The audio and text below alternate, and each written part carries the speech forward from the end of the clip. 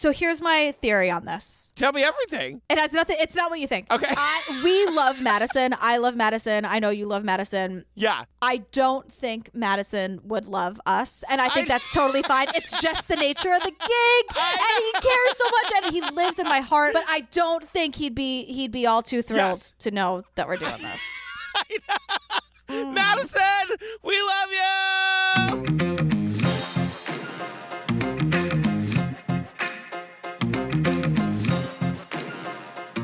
Hey, Julian Benzalali. Hey, Patrick Hines. You guys, welcome to True Crime Obsessed, the podcast where we recap true crime documentaries. Oh, are we? Okay, great.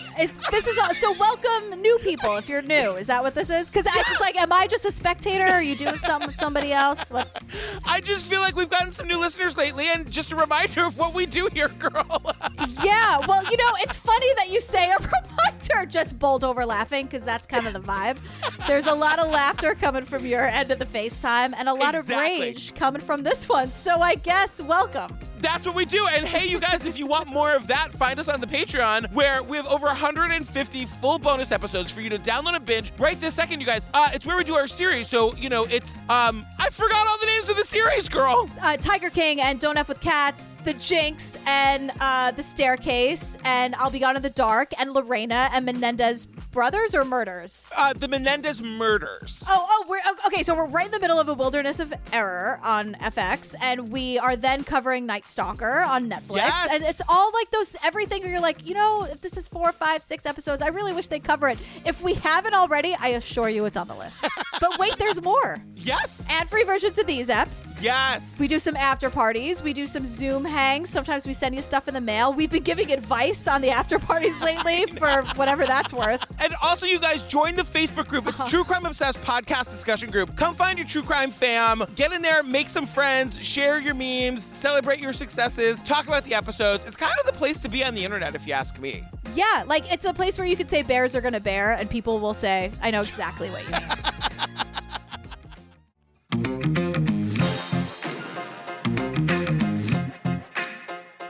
Oh my God, girl. All right, what are we talking about today? We're talking about Murder on Middle Beach. So we're doing the first 2 episodes in this episode, and then our second episode covering episodes 3 and 4 of Murder on Middle Beach are on Lady Pate's right this minute, correct? You guys, that's right. So this episode is going to be this week's regular episode. The second half of our coverage of this is on Patreon right now, ad-free at the $5 level, where it'll be for the full week. It'll also be our regular episode next week. Right. Episodes 1 and 2 of Murder on Middle Beach right now. Yes. And the second episode of our coverage is episodes 3 and 4. People get confused. People ask, look, check your DMs, girl. They get worried. We're covering all 4 episodes. We would never, ever in a million years leave you hanging and just do the first 2 episodes. People ask. I'm telling you. Hello. So I've been working on a documentary about Mom, and I wanted to ask if you'd be willing to be interviewed about it. I'm not sure I could talk about things. What do you mean? There's obviously more to the story than any of us really know. Barbara Hamburg was found dead on her lawn in 2010. This is where I found my sister murdered. Why would someone want to kill my mom? Somebody knows something. When your mother was murdered, they confiscated her computer. We saw this business of this gifting table thing. It was a pyramid scheme that they were running. Your mother was in a big way as a leader. It got out of control. Something was very wrong. It scared her. All I know is that in the end of the day, there's nothing you can do. Some people can snap. I don't care who it is. It could be any of us that you're talking to. Hey, can I ask you about what happened to my mom? Your mother had secrets, dark secrets. What the? There's a rift in our family. Who would do this? The only person I know that didn't is me.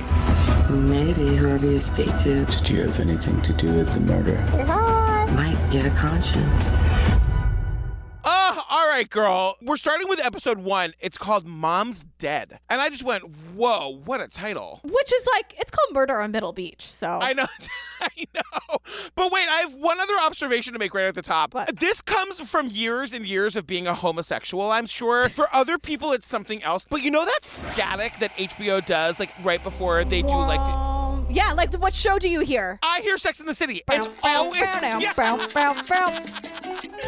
Is that not the same for everybody? I'm sure for you it's like The Sopranos or whatever. Yeah, Soprano or whatever season of The Wire. Yeah, Yes. but that's like a meme. If you go on Twitter, it's like, show your age by showing, like, what show are you triggered by when you hear... So here's the thing about this series. It is so beautifully done, and it is so emotional because Madison, it's his mom who's been murdered. And he's like our narrator-director. And our filmmaker here. So there are a lot of scenes that are very emotional and very important, but we're going to cover the stuff that really jumps out to us, I think. Is that the right way to say it, you think? Yeah, it's like, there's a lot of quiet moments in this, and it's what makes it so beautiful, but it's like, this is one of those where we're not recapping the whole thing. We are going to go moment to moment that we want to talk about. You need to be told by another person to go watch this. Go watch this. Yeah, are you one of the many people who wasn't clamoring for us to do this? Then get on it. So it opens on March 3rd, 2010, and we get a lot of news footage right at the top. Madison police and state police have been out at this home at 44 Middle Beach Road since about 11:30. Here's what we do know. A woman in her late 40s was found injured in her yard. She was pronounced dead at the scene. Police are not releasing the victim's name, but News Channel 8 has learned that a woman named Barbara Hamburg rents the house. This is the thing that makes me fucking crazy. The news is like, police aren't releasing the name, but News Channel fucking 5 or whatever has found out that the woman's name is Barbara Hamburg. And I'm like, you guys, there is a reason why they're not releasing the name. Like, imagine you're Madison or his sister Allie, and this is how you find out that your mother is dead. Yeah. For any news director who doesn't know, that's why the police don't release the name, girl. Breaking news from Channel 5 fucking live. I think that's how you would. The murder is, and we'll get into this 100 times, but it's a very personal murder. Yeah. She was stabbed 18 times, and we get a lot of descriptions of people from the family discovering her body. But what we hear a lot was that This is a crime of passion. People don't get murdered and that brutally without it being a very personal thing. it had to have been someone she knew, right? That's the thing, too, about this documentary is that it's Madison making a documentary about his family and his mother's murder. So we meet everybody in the family. We meet the sweet grandma, who I'm obsessed with. I love her, also named Barbara. Yes. Can I do something about the names? Madison is the son, who's Yes. the filmmaker. This also takes place in Madison, Connecticut. Madison, girl, did they name you after the town? I'd like some information here. No, because I think they moved there. It's just a coincidence? It's just, I think so. So it's like Barbara is Madison's mom, and his grandmother's name is Barbara. His sister is Barbara, but we call her Allie because that's her middle name. Yes. And they also live on Middle Beach Road, but Barbara, the victim, Madison's mom, her maiden name is Beach. So we hear Barbara Hamburg, Madison Hamburg. So it's Madison Hamburg from Madison, Connecticut. His mom is Barbara Beach-Hamburg, and it's called Murder on Middle Beach. If you're still with us, congratulations. But wait, Madison, this isn't going to make any sense to you, girl, if this is your first episode listening to us. We're not going to make a Hamburg reference. You guys remember this from the prison break? This is your turf. I'm going to let you have it. I was introduced to Hamburg, the food product, by you. My mom called like a loose hamburger meat Hamburg, and that came up in the prison break episode. And so I'm just saying there's a lot of callbacks going on here. But I want everyone to pull over. This is going to be your first opportunity to pull over because Conway Beach is here, everybody. Okay, I'm rubbing my face already. Conway, how do we describe Conway? I don't really like Conway. I'm sorry. Conway's been through fucking hell in her life. I agree. And like, we have 4 episodes of this, you guys. And I got to tell you, like, I don't know. She wears on me. That's how I'm going to describe Conway. Conway is a lot of things. Let's explain. Conway is Madison's aunt and the deceased Barbara's sister. And she's also the one who found Barbara's body. Yes. Look, she's had a really hard life, but she's not doing herself any favors in a couple of moments in this docuseries. Yes, and continues to do so. So Conway, who found Barbara, the deceased, is sort of telling us about her injuries, and it's really terrible. She was stabbed. She had a terrible head wound. Her carotid artery was stabbed. They say it was 18 times. So speaking of people we don't really like all that much, enter Jill Platt. Her lower third is my great aunt. Your mother had secrets, so I don't know. She didn't share all of her secrets with me, but I always knew she had secrets that were dark secrets because she had this way of breathing and smiling that to me it was a cover up for something that was very heavy in her heart. So Jill Platt married in to this family. She's like his aunt-in-law. She's not his aunt by blood. Right, and we will have a lot more to say about Jill, you guys. And Jill does it to herself, as does Conway. So again, if you're new here, our job is to comment on the documentaries. That's our job. Madison, don't get mad. That's our job, girl. That's our job. I'm going to thank you in advance for that underpants shot that we get to later. We'll get to it. It's coming up kind of soon. I know. Are you okay? I'm really okay. Madison, I don't mean to objectify you. You're going through a thing and your documentary is beautiful. Well, there's a whole Reddit thread about how much he looks like Zac Efron. For sure. He really does. Madison, we're not the first people to tell you that you look like Zac Efron, girl. I'm not the first gay to sidle up to you at a bar and be like, hey, handsome, guess what I think you look like? Yeah, and also that's an after party of just like, here's how to handle yourself in a bar if you find someone attractive. Here's what to do. Yes. Here's what not to do. Here's how to not get an elbow in the ribs. So Madison starts making this documentary for a school project. So he's sort of like going around interviewing everybody in his family. And he goes to Virginia to interview his grandmother. And she meets him at the door and she just reminded me of me anytime I haven't seen Daisy in 5 minutes. Hi, Grammy. You know what I mean? Hi, sweetness. How's my dear grandson? How are you? Oh, it's good to see you, honey bunch. The poor guy looks like he's about to suffocate, and she just cannot get enough of kissing him. She's such a grandma, and she's so sweet, and she's so kind. Yeah. And remember, she is talking to her grandson about the murder of her daughter. And his mother. Yeah, it's terrible. Just the context of it, and she's so kind and warm, and she's like, I hope you get a good grade on this. And he's like, it's about a little bit more than that. And I say this with all the love in my heart. She's one of those people who's like, so where can I watch your podcast? She's just a sweetheart. But she's also very honest. Like, she doesn't really revise history. Sometimes when people go through tragedy, they look back and everything was fine and lovely. And she's very honest, and I really appreciate that about her. And so she says, look. Well, you grew up with a silver spoon, you know. You had everything you needed, wanted. You lived in a beautiful house. Then you had the house in Connecticut.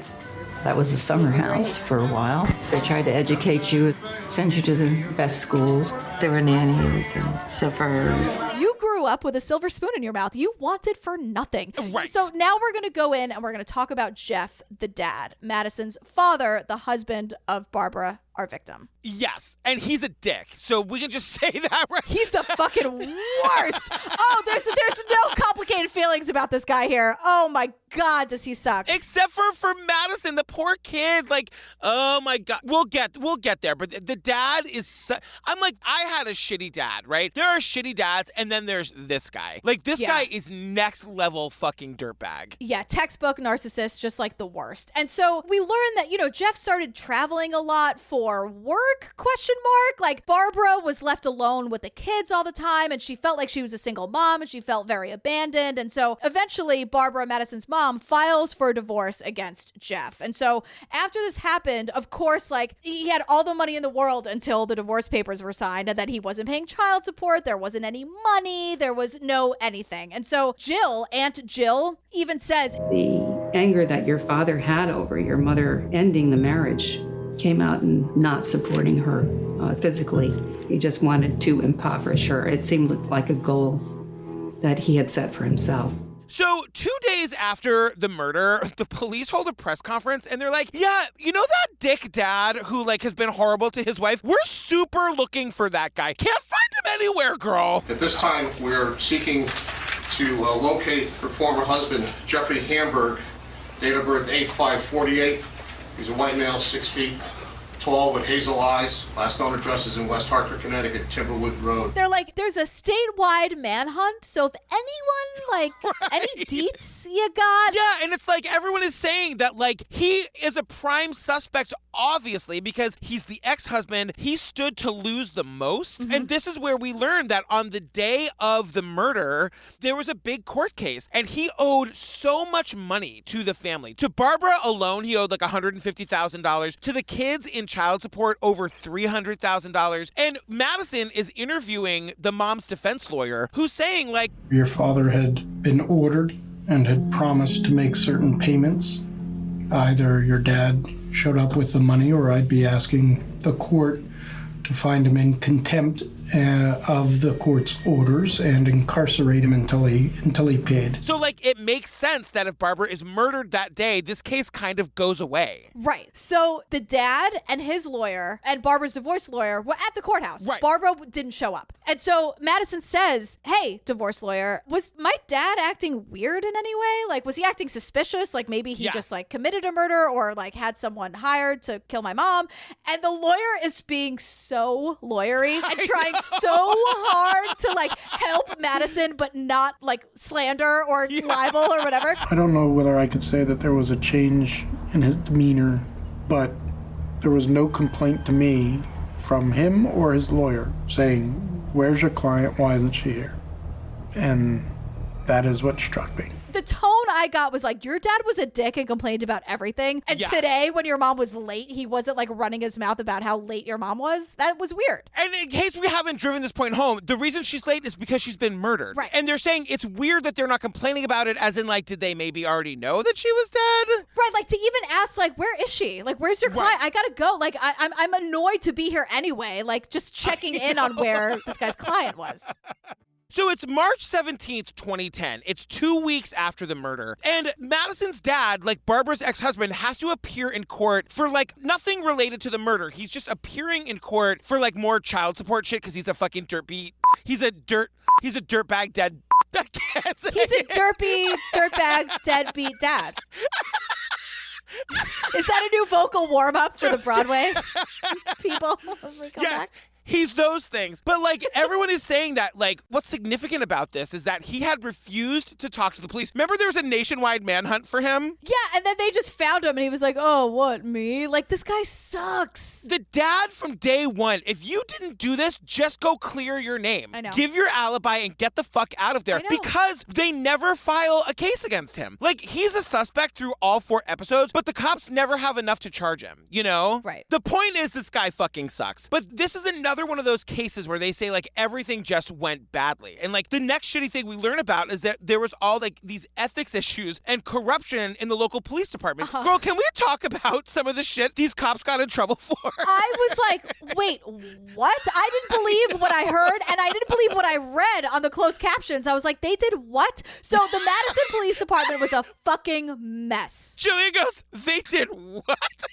Hold on. You'll agree with me in a second if you haven't watched this documentary. They were, like, going to the salad bar at Red Lobster, like, stealing seafood. Officers were allegedly meeting with prostitutes, frequenting strip clubs and massage parlors, and establishing a motorcycle gang. Madison police officer is stripped of his badge. Suspended and arrested for abusing police data. Charged with stealing seafood from a restaurant. Now accused of stealing gasoline from the town pump. They were stealing gas from, quote, the town pump, which is not the gay bar. Stealing seafood from restaurants. They were caught at, like, massage joints and visiting sex workers, which honestly should probably be more legalized. Whatever. Not the soapbox. Wait, I'm sorry. Can we talk about you? The town pump. That is the best name for a gay bar. If that gay bar does not exist in Madison, I'm opening it the second quarantine is lifted. Look, take that copyright or trademark with my compliments. You guys, it's 2 for 1 at the town pump. And the way they say it, they were like stealing the seafood and the town pump and the sex workers. And I'm like, wait, what the fuck is going on in sleepy Madison, rich ass Connecticut? What's happening? But also promise me that Madison, Connecticut has more than 1 gas pump. Like, do you all get your water from the town well as well? Are you all washing your clothes in the river? That was what I looked at. I was like, wait, they said town pump, and I went back the 10 seconds. Thank you, HBO. And I saw, no, the closed caption said the town pump. Okay, whatever you want to call it. Oh, and also, there's no DNA from this case because the cops just kind of lost it. We were asked as a family to wait to run the DNA because apparently there was a new DNA lab being built and it was going to be the best. So we waited for this new DNA lab to be built. They ran the DNA and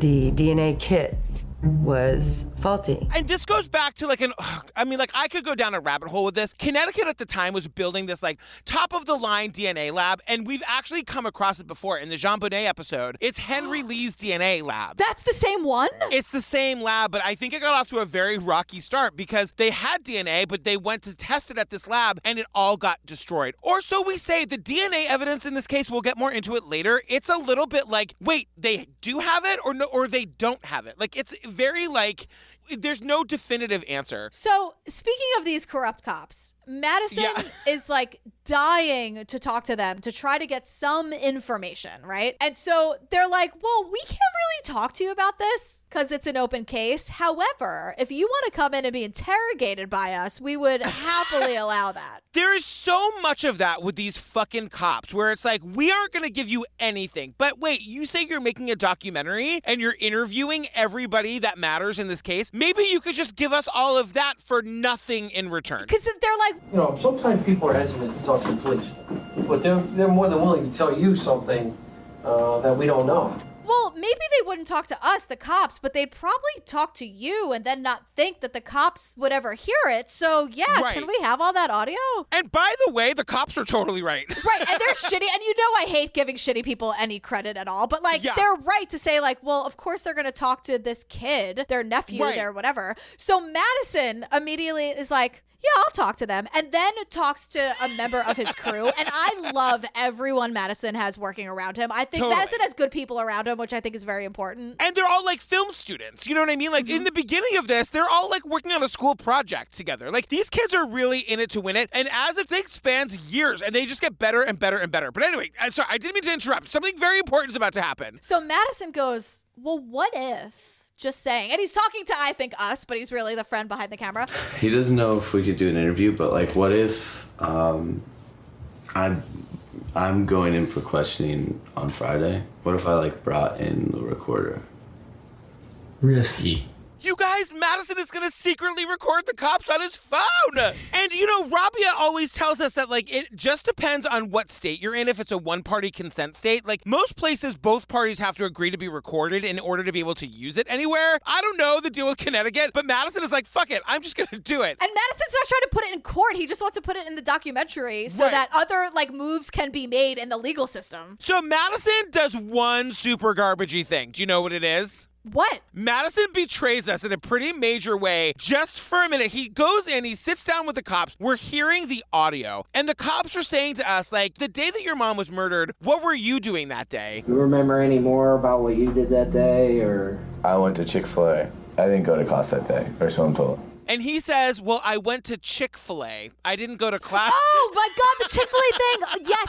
Yes. Madison, I'm going to assume that some gay at SCAD, where you went to college, has schooled you. You don't go to Chick-fil-A anymore, right, Madison? No. I got to tell you that's a deal breaker. Anybody who listens to this podcast, you got to stop listening if you're a Chick-fil-A-er. I agree. I've never had Chick-fil-A. I never will. I know it's a staple in certain states. Fuck it. You can get whatever you want and get cool, homemade sauce, whatever. Right. They hate the gays. They hate women. Fuck them. Stop going to Chick-fil-A.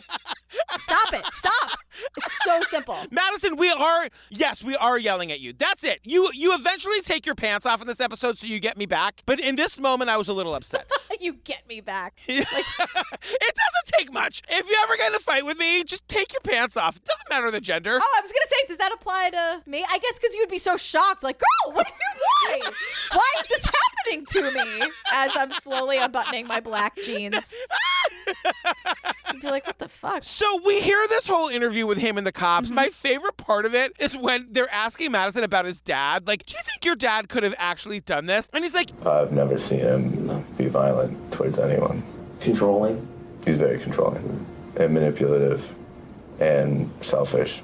The way Madison says this, his voice suddenly gets heavier. You believe he is controlling and manipulative and selfish. Totally. They ask Madison, and we'll get into this later, but this idea of the offshore bank accounts and all this craziness. And Madison is I don't know anything about that. And Madison realizes, I really don't know anything about my dad. And my dad won't talk to me about the murder of my mother. And I'm going to go talk to my dad. Yeah, we get a whole bunch of these throughout this documentary. And Madison, they're great. Like, keep them all.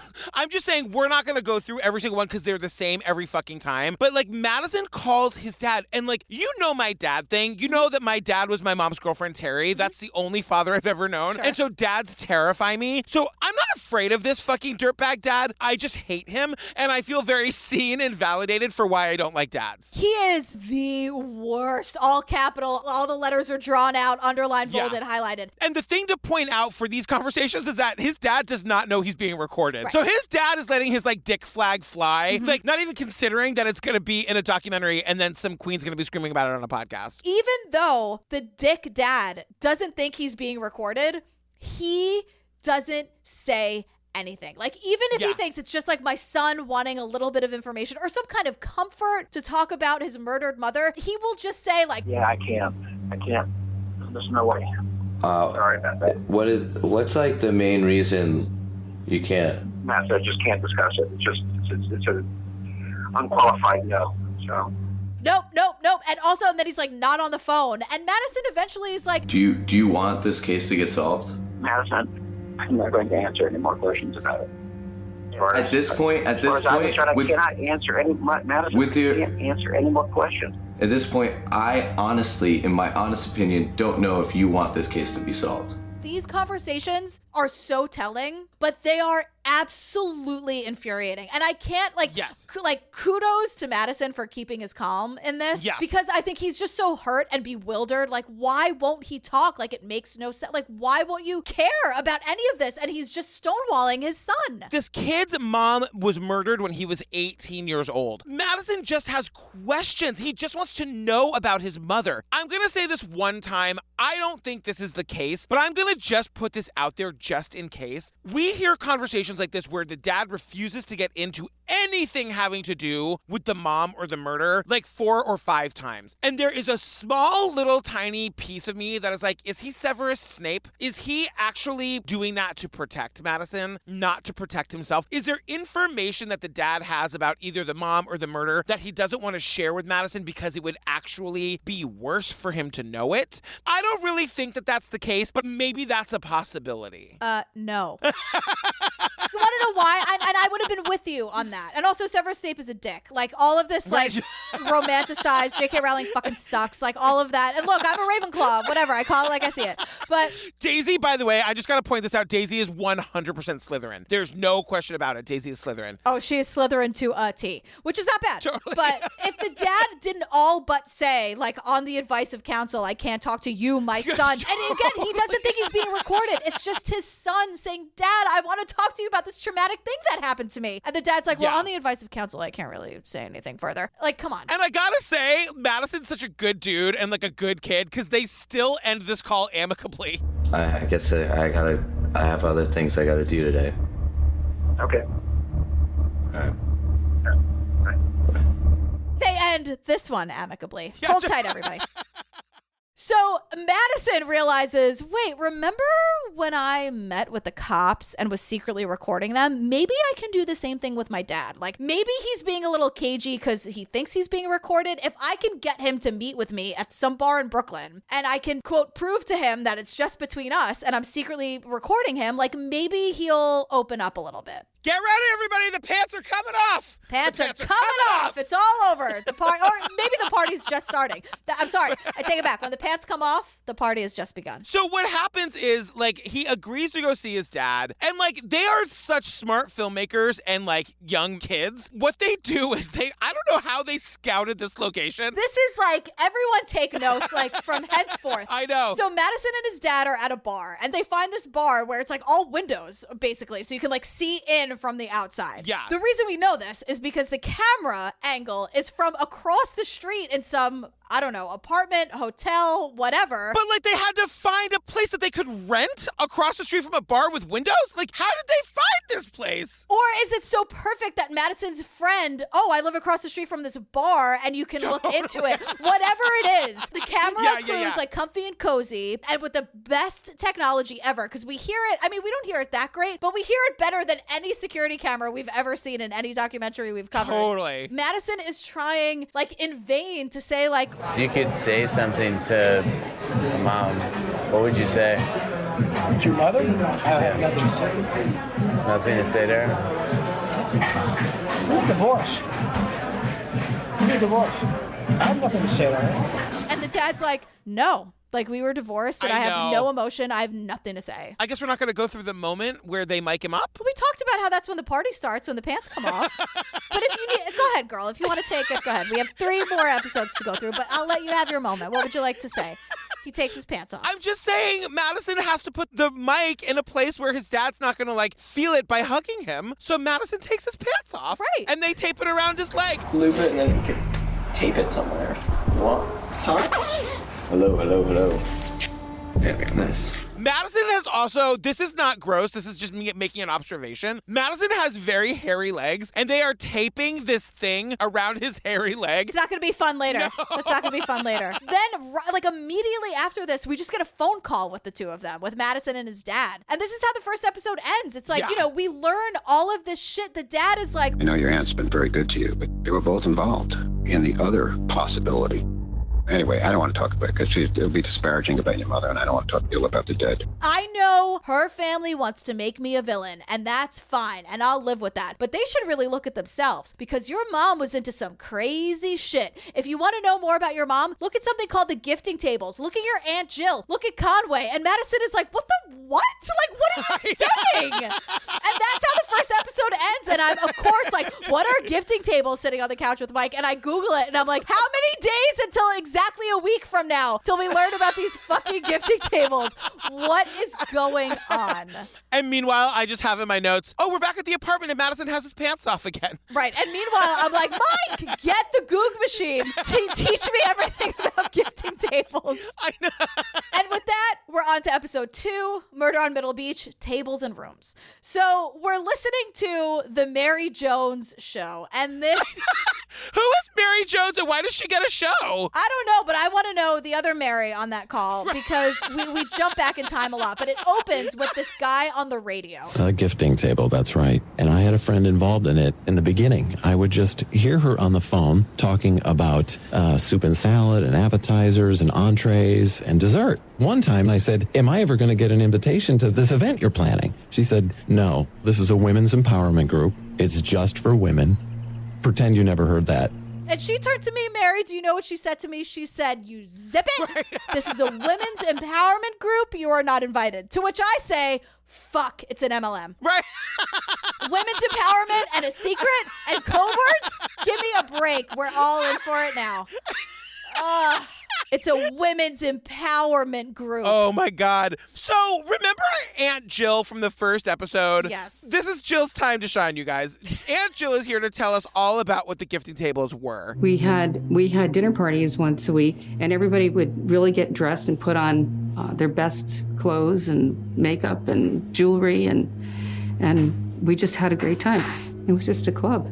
It's a mix of, like, The Vow meets the Stepford Wives. This is why the gifting tables are fascinating to me. Yeah. It's just rich people not knowing what to do with their money at the start, right? Like, they're just like, do you have, like, $5,000 to burn? But it's also, like, they are so aware that it's illegal, and they are so bad at trying to hide the fact that it's illegal, and that's how we get that it's, like, a gifting table. It's a pyramid scheme. So what it is that, like, you get invited to this dinner party, everyone gets dressed to the nines. I was a little sad to not have been invited, if I'm being honest. Oh, girl, we have better things to do. I want to be able to wear my Converse because they were like, it was all women, and they were also lying to their husbands or whatever. Or they were told that they couldn't tell their husbands anything. Like, that's the big thing. It's a secret. And the way that it works is that when you're invited for the first time, you show up with $5,000. You joined with a $5,000 gift to a woman. That put you in a bottom row position, which we had called appetizers. And then you were asked to find 1 or 2 people, preferably 2, to follow you. And then you, as an appetizer, moved up to the next level, which we called the soup and salad level. You start bringing in people under you, and they bring in money, and they bring in people under them. And as you move up and up and up, you eventually get to the, quote, dessert course, where you get all of the money that was brought to the party. And then it's over and then it starts again, which is interesting. Right. Like that's different than like the MLMs that we've known about where it's just like it just gets bigger and bigger and bigger. Right. And it's important to point out that this could be up to like $40,000 a pop. Like it's a dinner party where like 8 women are there for the first time. They're all bringing $5,000. And if you're on the dessert course, that money is all going to you. Let's walk through it, right? I'm a soup and salad. Right. I invite you. Yeah. You're an appetizer, right? Yeah. So the appetizers are the lowest. Then you graduate to a soup and salad course. Then you become an entree. Yeah. And then at the top of the pyramid is one woman, and she's the dessert. And then you're in the position to actually receive the 8 gifts. 5 times 8, $40,000. Dessert is receiving. That's when you get your just desserts. And then that's it. And then it starts all over again. And then eventually, like I call you and I'm like, girl, you want to be an appetizer? All you need is $5,000. And then eventually your goal is to become a dessert. Right. And then you have a crew that then recruits and recruits and recruits. But their whole thing is like, well, it's a gift. So we're not recruiting. And also we call it like appetizers and salads. So it's not actually an illegal MLM. Yeah. And that's the thing. They have all these code words. And one of the people interviewed here, Jill's son, is like, they were exercising what they thought was a tax loophole. They're essentially mini pyramids, more or less. They thought they were exploiting a tax loophole. They were just not declaring money on their taxes. But I just gotta mention that, like, somebody tells us that when they would have a party and there would be a dessert there, the person getting all the money, they'd get really creative. It reminded me of those shitty, like, gender reveals, which I don't agree with, or some baby shower where you have to put all the, like, ribbons from the gifts on your head or something. Some stupid shit that I never subscribed to. But wait, I gotta tell you, like, I'm such a basic bitch. I would love this shit. Somebody invite me to this. I want to do this. No, but it's bad. Do you need to know why it's bad? It's a bad idea. And so we get into like who is invited and why and how. And this is where we learn that Madison's mom, Barbara, our victim here, she was in AA. Yes. And she was great at AA. And I loved hearing about this. Your mother was the most enthusiastic newcomer that I've ever known. She was magnetic, alive and compelling, and a joy to be around. She made a lot of friends and she was a great sponsor and everything was awesome. But the thing about AA is that like you have to be focused on the program or AA or NA or whatever. And so Barbara was recruiting. I know we're not supposed to use that word, but I'm not in a fucking gifting table, so I'm going to use what it actually is. Right. You know, Madison acknowledges this about his mom. This is a bad move. She was recruiting people from AA who are trying to get back on their feet or just trying to focus on the program and sort of dangling this $5,000 in front of their faces. And like, that's just not a nice thing or a smart thing to do. No, and like my mom was in AA. My mom still is in AA. My mom's coming on like 40 years or whatever. So I know the program. That's amazing. Yeah. I mean, you do not do this. No. You know, like Barb is the victim and we don't blame victims, but like she shouldn't have done this. Right. And it gets really, really bad. Like people in the program can be very vulnerable. This was a very bad idea. That's why they tell you like, don't date for the first year that you're in the program. Yeah. Like just work on you and just focus on yourself. Don't focus on how am I going to get the $5,000 for these fucking Karens in Connecticut for their party. Like that's not the goal of AA. No. But wait, is it time to talk about Donna Bello? I mean, she has arrived. Here we are.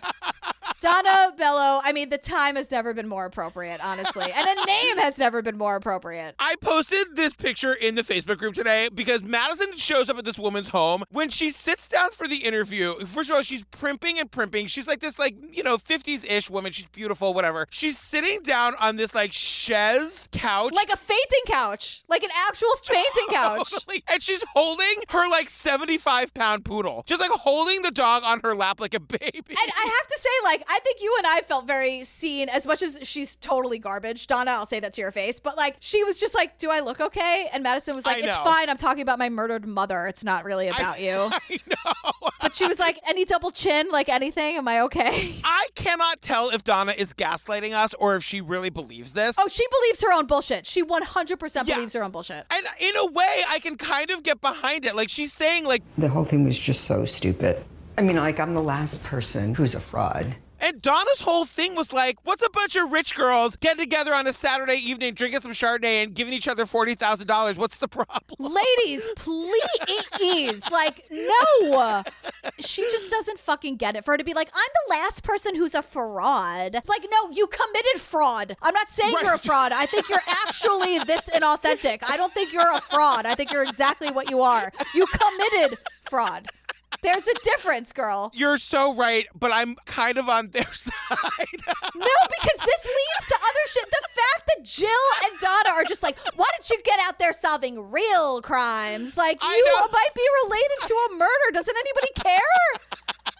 But we do see the scope of the gifting tables because Madison is like going through a spreadsheet. You guys, like the amount of money that was given over the course of time that these gifting tables happened was over $2.1 million. Right. Like if there was a lot of money and we're told. So this is the early part of 2008. Everybody needed money. People were losing their jobs left and right. They were terrified. How were they going to make ends meet? They came on the table.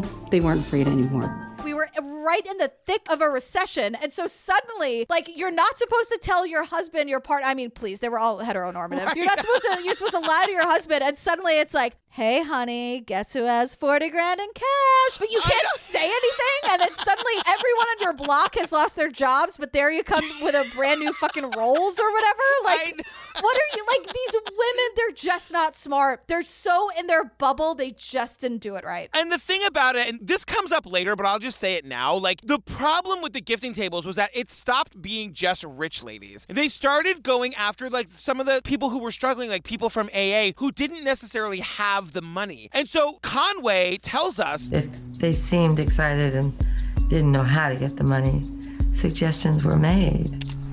But maybe you could refinance your house or a boat or whatever they might have. Is there equity in something? Can you get a second mortgage on your house or your boat? She said, look, if you're getting a second mortgage on your boat, you've got the $5,000. And also, Conway, shut the fuck up, because we learned that Barb was sponsoring her. Conway does not have a boat, and Conway didn't have $5,000 to contribute to this. So when your sister is floating you, how dare you recommend that someone take out a second mortgage or sell their boat? I know. Conway. I think Madison just turned the episode off. I think Madison agrees when it comes to Conway. He's so nice to her. So it turns out that like Madison is talking to all these people and getting all these kind of like similar but different stories about the gifting tables. Yeah. And it turns out there was like a major rift between Team Barb, his mom, and Team Jill, the aunt. Remember, Madison went into this knowing nothing about the gifting tables. This is a real education for this jockish, straight, like 20-year-old. Let me tell you, it's an education for me, and I am none of those things. And meanwhile, I'm like, is it too late to sign up for the Girl, don't stop it. No. You're not allowed. I don't like try to control you or micromanage your life, but don't do it. Steve, do we have $5,000? You know, this is going to be the return. Steve, I've been duped. I was told I was going to be a dessert, and then I just ended up being a salad the whole time. And then they told me I was going to be a dessert, but I want to be a dessert, Steve. I want to be a dessert. I need $5,000 more, Steve, and then I can get the lampshades, and I'll be a dessert. Steve hung up on you ages ago. You're just talking into a phone that's been turned off. Totally. You're talking into the dial tone. Steve, there's this weird sound coming from you. I've never heard that sound before. And it's like, The call has been disconnected. Steve, your voice sounds weird, Steve. I need $5,000 more. I cannot be a salad any longer. I must be a dessert, Steve. Do you think I could get Chrissy to join the gifting tables with me? Well, if you and Chrissy are... You know what? Fuck off. I'm not doing this. Don't you bait me like that. So there's a rift between Team Barb, Madison's mom, and Jill. Your mom and Conway decided they wanted to invite Tracy, my aunt, Jill's other sister. Mm-hmm. They felt that they were just inviting anybody on just to gift. The real point of contention was that Barbara wanted to let in Jill's deadbeat sister. Right, because Barb was like, I let in my deadbeat sister, Conway, and look how great that's working out for all of us. And Jill is like, no deadbeat sisters allowed. And she hates her sister, but Jill's point is that Barbara's sort of team was getting so desperate for the money that they didn't care who they invited in. Mm-hmm. Like, Jill was kind of right, because it kind of leads to the downfall of the entire situation. Right, because people started thinking, wait a second, this can't really be legal. And I'm kind of getting strong-armed by these Karens saying, like, why don't I take out an 8th mortgage on my house? And people started not making money. That's the thing. When it gets to be that big, if you can't get at least 8 people to come in underneath you, you're never going to get your $5,000 back. And that's what, like, we eventually learned from the Attorney General / Senator. Well, let me talk in general. Pyramid schemes, in the end, they are doomed to collapse. Someone is bound to walk away defrauded. The people who knowingly and deliberately profit from the schemes are criminal in their intent. They never work. Like, whether you're Nexium level or gifting tables level, it just never works. So we're with a friend of Barb's from AA, the one who was like, she was actually like the best sponsor, and she was like in AA 100%. It was really great. And this friend, and we don't see her face, and she says, we were having a luncheon. Out of my left field vision, I saw a gentleman in a black ski mask walk from the left of the windows in the front going towards East Wharf Road. Look, I was having lunch with your mom. She's talking to Madison. She calls it a luncheon, excuse you. I know, a luncheon, and I was like, is that what, like, fancy lady? You're just having lunch at the kitchen table, right? Is it a different kind of... Why does luncheon always makes me hungry for a tuna sandwich? And yeah, something with cucumber on it, totally. Like little mini sandwiches, maybe a cream cheese sandwich or something. Totally. Some tea with a little splash of something in it, probably. If you call it a luncheon, I expect a biscuit. Come on. So she's telling Madison, look, we were hanging out at the house one day, and it was the day before the murder, actually. It wasn't just one day. Yes. It was the day before the murder. And she and Barbara look up, and they see this man wearing a ski mask walking across the lawn. And Madison just goes, That's terrifying. But, like, terrifying's not the word, Madison. Like, a man in a ski mask, call the cops! Well, Madison wasn't there. I know. And so Madison is just like, okay, is this connected to the gifting tables because all of these people were involved and there was, like, all this drama? And so Madison, cut to Madison with Aunt Jill. He straight up is like, Did you have anything to do with the murder? No. I have to ask everyone. It's okay. No. It would have been impossible anyway, but no. Jill laughs very nervously. Yes. And says no, but then adds, also it would have been impossible because I totally have an alibi. But yeah, no. But my alibi is I was on a road trip and I have an easy pass to prove it. So I totally didn't do it. Here's my alibi. You want the easy pass? I actually have it in my back pocket. And Madison goes, Okay. I'm going to take a break. Okay, I think it's time for a break. Yeah, sure. As though Aunt Jill was in the ski mask and, like, skulking across Mom's yard. That story, I think, is actually really important. So stick a pin in it. We're going to come back to it in the last episode. Yeah, Aunt Jill is garbage, but I don't think she was the one in the ski mask. Did she hire the person in the ski mask? We'll see. So we get the story that, like, the Attorney General has been looking, and, like, the IRS has been looking into the gifting tables. It's 2 years after the murder. We're back with Donna. Donna with the dogs. Donna with the dogs on the fainting couch. And she tells us that, like, early morning, she's, like, in her pajamas. Her husband's away on business. She looks out the window and sees all these federal agents. And I thought, oh my God, there must be a fire or something. And I went downstairs and I opened the door and I said, may I help you? They said, are you Donna Bello? And I said, yes. And then a group of men came in and they put handcuffs on me. I was in shock. You know she's wearing one of those silk robes with, like, just feathers around it. And she's like, oh, hey, may I help you? And they're like, just, you just hear the handcuffs on her. And she's like, what? It was just a dinner party. It was just a dinner party. But the same thing happens to Aunt Jill. And Jill's here to tell us about it, too. And this is where Jill gets real mad. And she's yelling at these officers like, don't you have any real crime to fight? Jillian and these officers really take issue with that. Well, because Jill today is like... Well, I've lost my family, my own family, because I'm such a shame to them. That's because they're ignorant. They're all ignorant. Well, you know, it brought a lot of shame to my family when I was scamming all these people out of money. And then she's like, yeah, they don't talk to me anymore. And that's because they're ignorant. And I'm like, seriously, they're ignorant? You guys, Jill gets 4.5 years in jail and Donna gets 6 years. It is crazy. They were just trying to have fancy rich lady dinner parties. No, they were trying to get theirs. Don't make it about this. I'll show you a good dinner party. I grew up in amazing piano parties and dinner parties, and there was no $5,000 tab you had to pay before you got in. I'll show you a real goddamn good dinner party, girl. How dare you? Don't fall for this. I know. So here's how this episode ends. It ends several times, but it really ends with like this woman testifying about the gifting tables to this grand jury, and they get it. And this woman is testifying that Conway, Mess Conway, was following her and intimidating her. And the testimony says, As you sit here today, are you afraid of Conway Beach? Answer, yes, sir. Question, why is that? Answer, it's my opinion that she was involved in her sister's murder.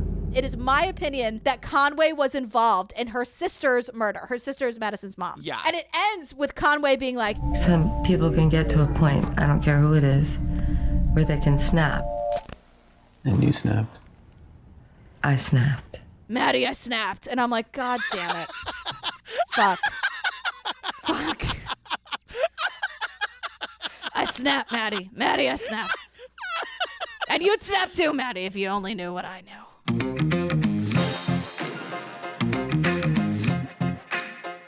You guys, I'm going to tell you right now, the next episode of this is available right now, ad-free at the $5 level on Patreon. So it's the conclusion to Murder on Middle Beach. It is really crazy. We get a lot of crazy theories. There is a really crazy surprise ending. Oh, my God. And you want to hear our take on it, you can go get it right now, ad-free at the $5 level on Patreon. It's going to be our regular episode next week. Yeah, and I didn't know what we were going to do today. I've been living on Middle Beach for weeks in preparation for this recording, so I'm just thrilled to be here, girl. Again, you are always my just desserts. Oh, same to you, girl. You guys, if you're looking for more Jillian and me, find us on the Patreon at the $5 level. Over 150 full bonus episodes to download and binge right this second, including the next episode of Murder on Middle Beach. Join the Facebook group. Tell them how fun it is. We're having a lot of fun in there. You know, you're getting suggestions for other documentaries to watch. You're just, I don't know, we're the weirdos that want to talk to you about true crime at the dinner table. It's your true crime best friends on the internet. Come hang. Totally. You guys, there's no stay tuned for the trailer for the next thing, because the next thing is this. So all you gotta stay tuned for is the funny and hilarious outtakes, girl. Madison, we love you. Please be our friend. I know. That's all I want. All right, we love you guys. Bye. Bye.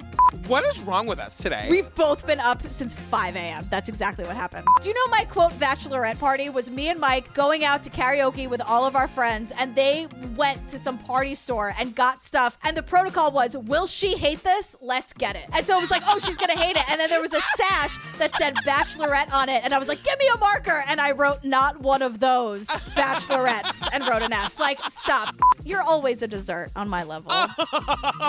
Woke up this morning. That's The Sopranos, everybody. Wait, that was my joke for the next episode. It's Madison from Madison. You can still do it. You can totally still do it. I'll act like I never heard it before. So every kid didn't go to school with the terror of being forced into a bathroom and cocaine injected into their arms. That was an actual fear I had. I was so afraid of drugs in high school, like literally afraid of drugs. I don't understand these kids who do drugs with wild abandon. The Nancy Reagan campaign really worked on me, girl. Just fear. Just the fear of Nancy Reagan thrust into your heart. But you know what she didn't mention? Vodka. She's a dear friend of both yours and mine.